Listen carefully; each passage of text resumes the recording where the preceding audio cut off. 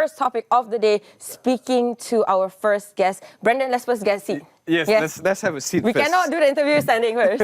With that, we're going to take our seats, ladies and gentlemen, and invite our first guest of the day.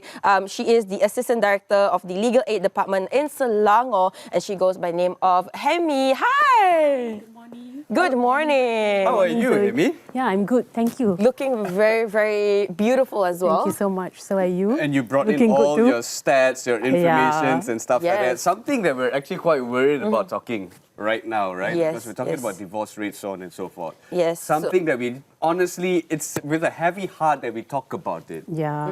Yeah. Something we all don't want to go through Yeah. in our life. Exactly, exactly. And if things we happen. look at the statistics as well, so I'm not entirely sure if this is a good statistic. Oh my Statistics, gosh. I'm yeah. like fumbling because I am pretty excited to get into this topic as well.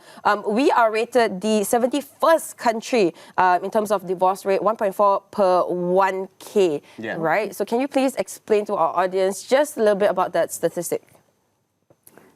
Like, is it good? Is it a bad? worrying Yeah. statistics? 71 being ranked in the world. Yeah. So It's not really that Yeah, it's good, not lah. really that Yeah. good. Yeah. So we wouldn't want to be part of this statistic, which is quite high around the world.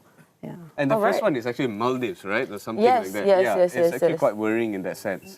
Yeah, if in 2022, based on my research, there was 15,000 of divorce cases in Malaysia. Yeah, so 15,000? yeah, around 15,000.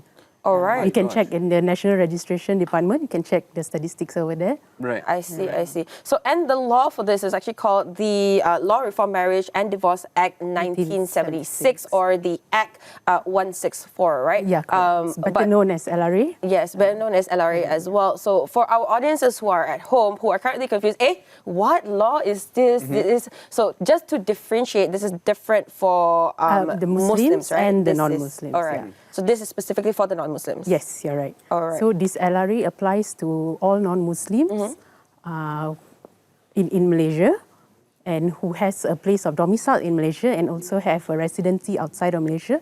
So they can their marriage and divorces are regulated under this LRA. Okay. Right. Okay, so honestly, when it comes to this, right, what are the laws relating to marriage and divorce involving non-Muslims here in Malaysia? Yeah.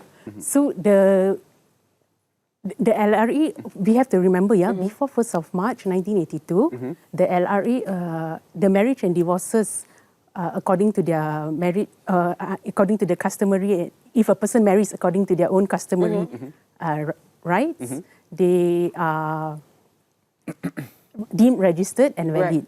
Okay. However, after 1st of March, all marriages have to be registered under the LRA. Okay. Right. Yeah, so we have to keep that in mind that Right. after 1982, all marriages have to be registered under the LRA. So, irregardless if you have your own customs or if you have your own traditions, you still have to get it registered, right? Yes. However, the native of Sabah and Sarawak and also the aborigines from Peninsular Malaysia, so they can have their marriage and divorce according to their own customary laws and rights, unless they choose to marry under this act, or their marriage was under the Christian and Marriage Ordinance or under the Church and Civil Marriage Ordinance. I see. And do we still apply this law to our current Malaysians? Because Yes. do we? All non-Malaysians have to abide by this act under the LRA. I see. Because For I don't all think we marriages do a lot and of all divorces. I see. I'm not entirely sure here in Malaysia, do we still practice customary marriages where it goes by their own law that they have, right? Yeah, because they have their own customs, right? Like Yes. Sabah and Sarawak, Yes. the native, the aborigines, they have their own custom. So they can follow their own custom, and they also can, but they have to register it if they like under the LRA. Okay.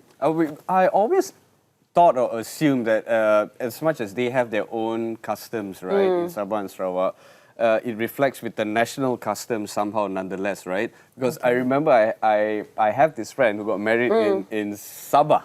Okay. And all he needed to do was to present a lawyer, which was his uncle, and then he registered with the Ketua Kampung.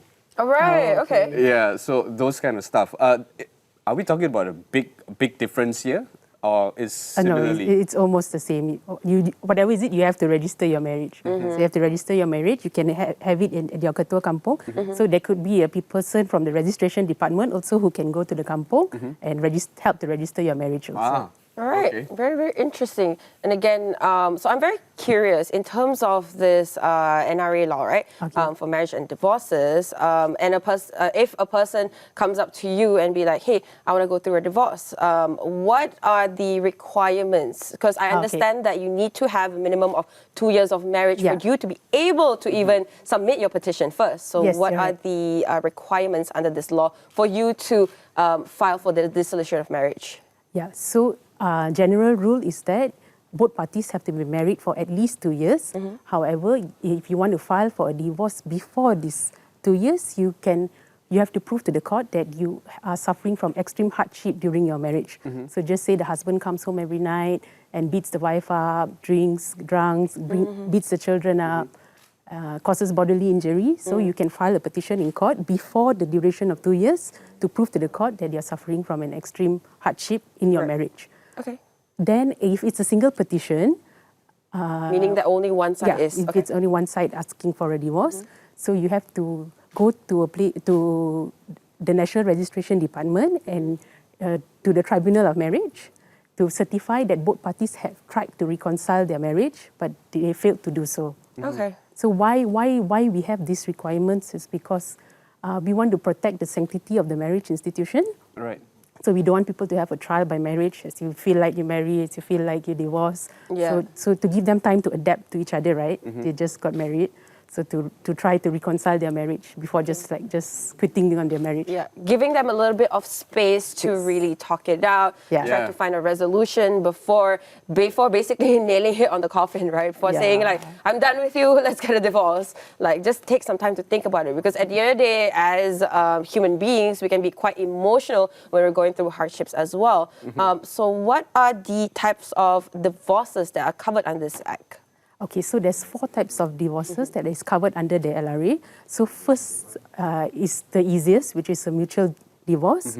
So here both parties can come into an agreement to divorce on the ground that they have agreed on certain terms, such as the maintenance of the spouse, maintenance for the children, who will get custody and care of the children, who will get the visitation rights. So both parties will come to an agreement, and we will put it in something which is called a joint petition. So, and with the joint petition, we will file it in court. To enable to file a joint petition, a minimum requirement of the 2 years is still required unless approved by the court. Okay. So that's the first type of divorce. Second type of divorce is something that is called a single petition. So this is when one party can file for a divorce without the consent of the other party. How dare you? However, they have to prove that the marriage has broken down. So what amounts to grounds of broken down of marriage is first, maybe one of the party has committed an adultery, and because they committed the adultery, they were intolerable to live with that person anymore. Secondly, they behaved in such a way that is unexpected to be able to tolerate to live with that person anymore. So like just now, the husband comes back home every night, drunk, beats the wife up, children, causes bodily injury. And it also can be the wife, who is... Vice versa as well. Vice versa as well. She gambles every night online or with her friends. So this is more to a domestic violence within the family. And this domestic violence, it can either be physical abuse, mental abuse, verbal abuse, or emotional abuse. Right. So if it falls under that. Thirdly, the parties have been deserted for a period of 2 years. And lastly, they have lived separately for a period of 2 years. Okay. Yeah, so this is a broken down of marriage. We can prove to court on these reasons. So the third type of divorce is when one party converts to Islam. Yeah. So when one party converts to Islam, you can either file a petition, or both of you can file a petition in court that one person has converted to Islam, and the court will accordingly grant your divorce and settle on your maintenance of the spouse and the custody of the kids. So here, the minimum requirement of 2 years is not required. Okay. So if within that 2 years, if one party converts to Islam, so they can file for a divorce. under this Convention of Islam. Okay. Okay, so out of this And whole lastly, Oh, one more. there's one more. There's something called you filing for divorce under nullity of marriage. So here, You annul your marriage. to annul your marriage. So here, firstly, one of the spouse is suffering from the incapacity to consummate the marriage. Okay. Yeah, so it could be either because of physical reasons or psychological reasons. Secondly, they themselves refuse to consummate their marriage. Thirdly, when they give a consent to the marriage, they give the consent under threat or duress or mistake or unsoundness of mind. Right. Fourth, they give the consent under their, they suffer from a mental disorder. It's defined under the Mental Health Act 2001, sorry. One of the spouse suffers from a venereal disease. So just say at the time of marriage, they suffer from syphilis or gonorrhea, and you can prove to the court that you want to annul the marriage due to that reason. And lastly, the wife was pregnant with someone else other than the husband. Yeah. Oh, man. Okay. Yeah. But so these are without the husband knowing, right, first? Yeah. It's different if the husband knows you're pregnant with somebody else's baby and you decide to get married. Yeah. Okay. Okay, so out of all these steps that you just mentioned, right, when does one finally know that their marriage is actually voided? So a marriage is void in 4 circumstances. So firstly, when at the time of marriage, you're already married to someone else who is not your spouse, and that someone else is still alive. So basically, you can't have a polygamous marriage in Malaysia. All marriage are monogamous in Malaysia. Secondly, if it's a guy below the age of 18 and a girl above the age of 16 and below the age of 18, marries without getting a license from the chief minister. Okay. Yeah. Okay. Right. Thirdly, you marry in between the prohibited relationship. So you're not allowed to marry your mother, father, grandfather, grandmother, sister, brother, auntie, uncle. Somebody you're related to, right? Somebody related to. Unless, according to the Hindu customary laws, you're allowed to marry your mother's brother or your sister's daughter. Okay. Yeah, so you can't marry who you adopted, who have adopted you. Yeah. Yeah, so it doesn't matter, whether it's full blood, half blood, legitimate child or illegitimate child. Yeah, it's still within the prohibited relationship. And if you still wish to marry between this prohibited relationship, you need to get a consent from you need to get a special license from the National Registration Department.